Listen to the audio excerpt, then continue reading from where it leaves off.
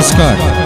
होली के हार्दिक हार्दिक शुभकामना के संग अंकित वत्स जी के सुमधुर आवाज में अपने सब के बीच लौक आयल छी शुभांगिनी चंद्रिका जी के शब्द। तो आओ हम सब सुनी आ होली के रंग में झूम के ठुमका लगावी। मचायो होरी हो मचायो होरी, मचायो होरी हो मचायो होरी, गोपियन संग श्याम मचायो होरी, गोपियन संग श्याम मचायो होरी, गोपियन संग मचायो होरी हो मचायो होरी, मचायो होरी हो मचायो होरी, गोपियन संग श्याम मचायो होरी, गोपियन संग श्याम मचायो होरी, गोपियन संग। अपने सब सुन रहल छी आदित्य फिल्म्स एंड म्यूजिक के शानदार प्रस्तुति।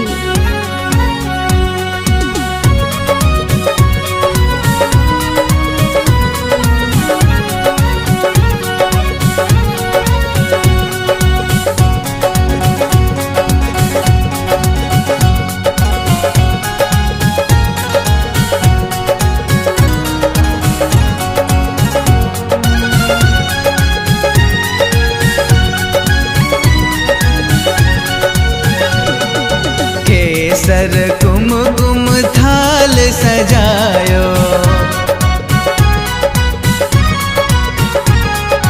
रंग अबीर उरावत धायो, चुनर बिजाए बरजोरी, चुनर बिजाए बरजोरी, गोपियन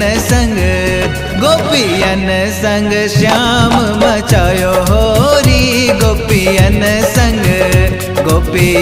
संग श्याम मचायो होरी, गोपियन संग। अपने सब सुन रहल छी आदित्य फिल्म्स एंड म्यूजिक के शानदार प्रस्तुति।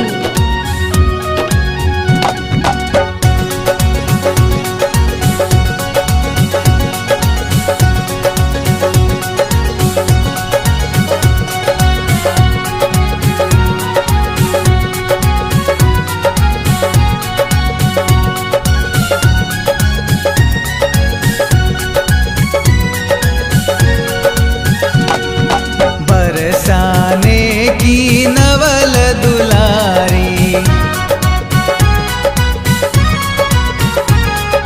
राधे संग ललिता सखी प्यारी, प्रीत के रंग में रस बोरी, प्रीत के रंग में रस बोरी, गोपियन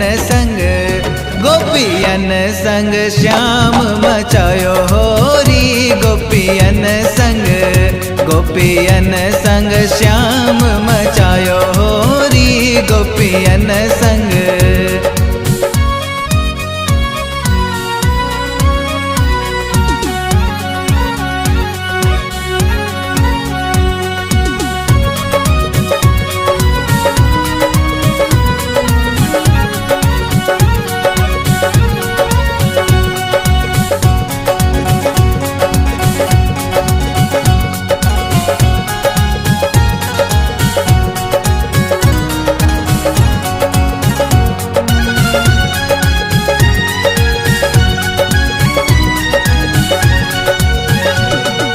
कहत चंद्रिका पिय मुख शोभा,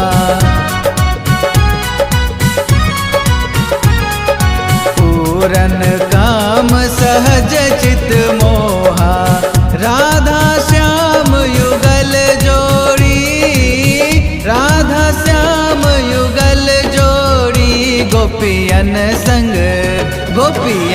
संग श्याम मचायो होरी, गोपियन संग मचायो होरी हो मचायो होरी, मचायो होरी हो मचायो होरी, गोपियन संग।